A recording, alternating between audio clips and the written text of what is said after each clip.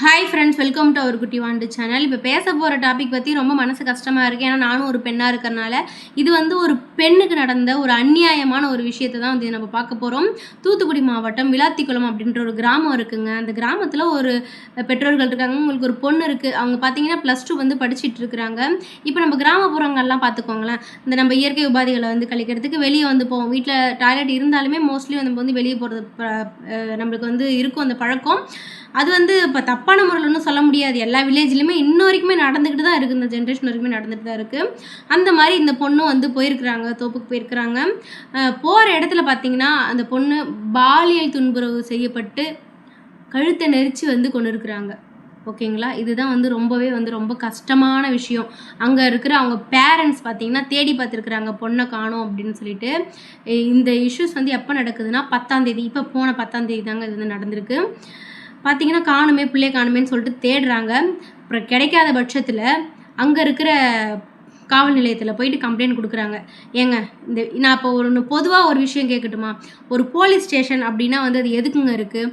இப்போ ஒரு அர்ஜென்ட் வந்து எமர்ஜென்சி கம்ப்ளைண்ட் கொடுக்குறாங்கன்னா அதை வந்து எடுத்து பார்க்கணும். காவல் நிலையங்கிறதே வந்து புகார் கொடுக்கறதுக்கு தானேங்க இருக்குது, இல்லைங்க? அது மட்டும் இல்லாமல் வந்து ரெஸ்பெக்டாக நடத்தணும் மக்களை. அவங்க என்ன மன வலியோடு வந்திருக்கிறாங்க. அவங்கள வந்து வாய்க்கு வந்த மாதிரி எந்த ஒரு போலீஸ் என்ன அதிகாரியில் இருந்தால் அந்த துணி போட்டிருந்தா ரொம்ப இது ஆகிடுமா? இதுலேயே நல்ல போலீஸ்லாம் எவ்வளோ பேர் இருந்து உண்மையாலுமே மக்களுக்கு வந்து உழைக்கிறாங்க. இந்த பேரண்ட்ஸ் போயிட்டு கம்ப்ளைண்ட் பண்ணியிருக்கிறாங்க. அதுக்கு அந்த போலீஸ்காரங்க வந்து என்ன சொல்லியிருப்பாங்கன்னு நினைக்கிறீங்க? உங்கள் பொண்ணு யார் கூடயாச்சும் ஓடி போயிருப்பாங்க, போய் பாருங்கள் அதெல்லாம் வந்துடும் அப்படின்னு சொல்லிட்டு இந்த மாதிரி வந்து தவறுதலாக பேசியிருக்கிறாங்க. ஆல்ரெடி ஒரு பொண்ணை காணும்னு சொல்லிட்டு மனசுடைஞ்சு போய் தான் வந்து பேரண்ட்ஸ் கொடுக்குறாங்க. அதை எடுக்கணும். முறையாக வந்து எடுக்கிறது வந்து போலீஸோட உரிமை. அதை எடுக்காமல் உங்கள் பொண்ணு வந்து ஓடி போயிருப்பா அப்படின்னு சொல்லிட்டு வந்து ரொம்ப அவதூறாக வந்து பேசியிருக்கிறாங்க. அதுக்கப்புறம் வந்து கம்ப்ளைண்ட் பண்ணி அதை எடுத்து 10 தனிப்படைகள் கொண்டு வந்து தேடி இருக்கிறாங்க. தேடினதில் பார்த்தீங்கன்னா வீட்டில் இருந்து கிட்டத்தட்ட 200 மீட்டர் டிஸ்டன்ஸில் தாங்க அந்த பொண்ணோட பிரேதம் வந்து கிடச்சிருக்குது. அவங்களோட உடம்புல எல்லாமே நிறைய கீறல்கள்லாம் வந்து இருக்குது. பிளட்ஸுமே வந்து இருந்துகிட்ருக்கு. அவங்க பார்த்தீங்கன்னா இறந்த நிலைமையில் வந்து அவங்க வந்து கிடக்குறாங்க. ஓகேங்களா?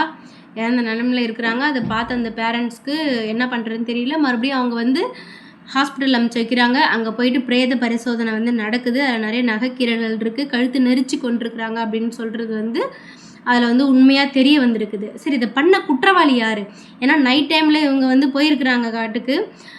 அப்போது ஒரு சிசிடிவி கேமரா அங்கே சுற்று வட்டாரத்தில் வந்து எங்கேயுமே இல்லைங்க. இதில் முக்கியமான விஷயம் பார்த்தீங்கன்னா, அவங்க போன இடத்துக்கு பக்கத்தில் சைடில் பார்த்தீங்கன்னா அந்த காற்றாலை இருக்குல்ல, பெரிய பெரிய காற்றாடியில் அந்த சுற்றிட்டு இருக்குமே, அந்த மாதிரி இருக்குது. அந்த காற்றாடியில் ஒன்றுதில் ஒரு சிசிடிவி கேமரா பொருத்தப்பட்டிருக்கு. அந்த சிசிடிவி கேமராவை இப்போ போலீஸ்லாம் வந்து எடுத்து சர்ச் பண்ணி பார்க்குறப்ப அதில் ஒருத்தவன் வந்து பைக்கில் போகிற மாதிரி வந்து தென்பட்டிருக்கு.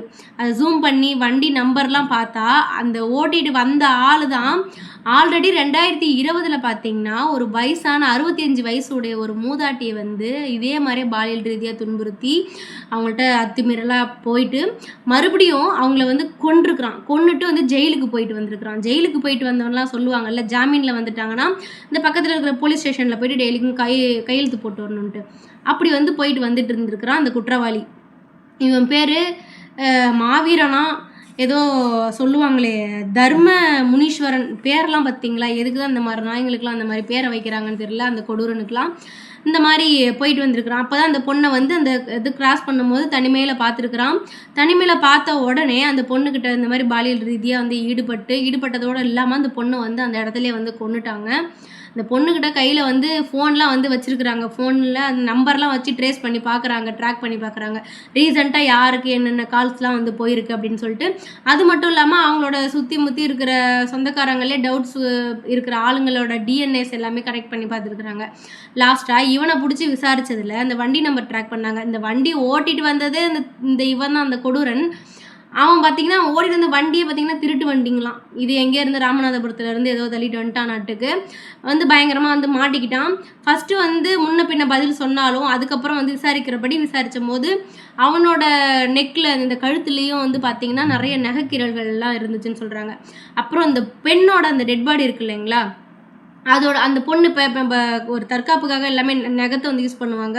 அப்படி யூஸ் பண்ணியிருக்கும்போது அவனை அப்படி கீறி இருக்கும்போது அந்த சில தசைகள்லாம் வந்து அதில் லைட்டாக அந்த நகத்துக்குள்ளே இருக்கிறத எடுத்து டிஎன்ஏ டெஸ்ட் வந்து பண்ணியிருக்கிறாங்க. அதில் வந்து இவன் தான் அப்படின்னு சொல்லிட்டு வந்து உறுதியாயிடுச்சு. அது இல்லாமல் போலீஸுமே பார்த்துருக்குறாங்க, அவனோட நெக்கில் வந்து இருக்கிறத பார்த்துருக்குறாங்க. உறுதியாயிடுச்சு. இப்போ வந்து காவல் நிலையத்தில் தான் இருக்கிறான். 9 டேஸ்க்கு அப்புறங்க 10 நாளைக்கு முன்னாடி அந்த பொண்ணுக்கு இப்படி ஆயிடுச்சு. 9 நாளாக அவங்க பெற்றோர்கள் பார்த்தீங்கன்னா, என் பொண்ணுக்கு நீதி கிடைச்சே ஆகணும், அவனை நாங்கள் பார்த்தே ஆகணும், அவனை சும்மா விடக்கூடாது அப்படின்னு சொல்லிட்டு அவங்க ஒரு தைரியமாக அந்த பொண்ணோட டெட் பாடியை வாங்காமலே இருந்திருக்காங்கங்க. இன்றைக்கி தான் வாங்கி வந்து அவங்களோட வந்து தகனம் பண்ணியிருக்கிறாங்க. அந்த அக்யூஸ்டுமே கூட்டிகிட்டு போய் எப்படி நடந்துச்சு, நீ எப்படி பண்ண அப்படின்லாம் வந்து போலீஸ்லாம் விசாரிச்சதா அப்படின்ட்டு சொல்லிட்டு இருக்கிறாங்க. இப்போ ஒரு கேஸ் நடக்குதுனாலே தெரியும் இல்லைங்களா, நிறைய அரசியல் கட்சிகள் ஆதரவு சொல்லாமல் இருந்திருப்பாங்க. அதிமுகலாம் பார்த்தீங்கன்னா ஒரு பிரச்சாரமே வந்து இதுக்கோசரம் அவங்க வந்து பண்ணியிருந்தாங்க, ஒரு போராட்டம் பண்ணாங்க நீதி கிடைக்கணும்ன்ட்டு. நம்ம தாவேக்கா சார்பில் இருந்தும் வந்து சொல்லியிருக்காங்க. கனிமொழியுமே வந்து தப்பு தான் அப்படின்னு சொல்லிட்டு ஆறுதல் சொல்லியிருக்கிறாங்க. அவங்களாம் சொல்கிறதுக்கு வந்து தகுதியே இல்லாதவங்க கனிமொழின்னு சொல்லும் போது. ஏன்னு சொல்கிறேன்னு வச்சுக்கோங்களேன், அவங்களோட ஆட்சி தானே இப்போ நடந்துகிட்டு இருக்கு. யார் அவங்களோட அண்ணனோட ஆட்சி தானே நடந்துகிட்டு இருக்கு. என்னங்க ஒரு பொண்ணுக்கு எங்கெங்க இருக்குது ஒரு பாதுகாப்பு? எப்படி ஒரு நம்பி ஒரு பொண்ணை வந்து வெளியே விடுறது? எப்படி ஒருத்தவனுக்கு தோணுது? ஃபஸ்ட்டே அவன் வந்து ஒரு மூதாட்டியை வந்து கற்பழித்து கொன்னுட்டு தான் ஜெயிலுக்கு போனான். இந்த மாதிரி கற்பழிப்புக்கெலாம் என்ன தெரியுமா அவங்க ஒரு தீர்ப்பு கொடுக்கணும்? இப்போலாம் இருக்க அந்த போலீஸ்லாம் உள்ளே வச்சு நல்லா அவனுக்கு கறி சாப்பாடாதுன்னு போட்டு மறுபடியும் ஜாமீன்ற பேரில் வந்து வெளியே விட்டுறீங்க. 1 வருஷம், ஒரு 5 வருஷம், 10 வருஷம்னா வெளியே விட்டுறீங்க. அவன் மறுபடியும் வந்து அந்த தப்பை பண்ண மாட்டான்னு சொல்லிட்டு என்ன நியாயம்?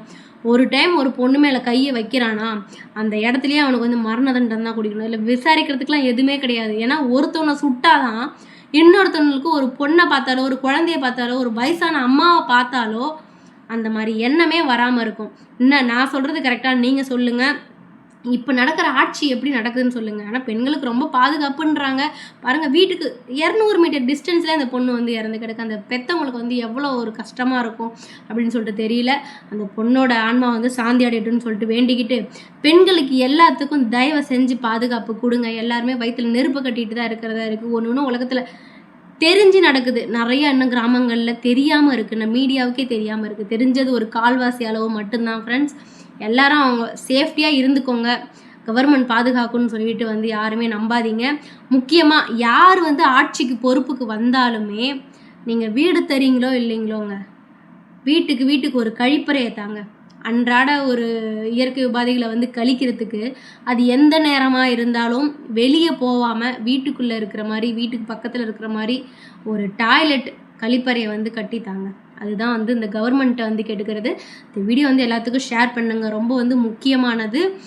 அடுத்தது இந்த போர் நடந்துட்டு இருந்த வீடியோ பற்றி நம்ம பார்ப்போம். இனிமேல் எந்த ஒரு பெண்ணுக்கும் இந்த மாதிரி நிலைமை வந்து ஏற்படக்கூடாது. அந்த பொண்ணுக்கோட ஆன்மா வந்து சாந்தி அடையட்டும்னு சொல்லிட்டு வேண்டிக்கலாம். நம்ம எல்லாருமே சேர்ந்து வேண்டிக்கலாம் ஃப்ரெண்ட்ஸ். இதோட வந்து இந்த வீடியோவை நான் முடிக்கிறேன். Thank you to all. பை.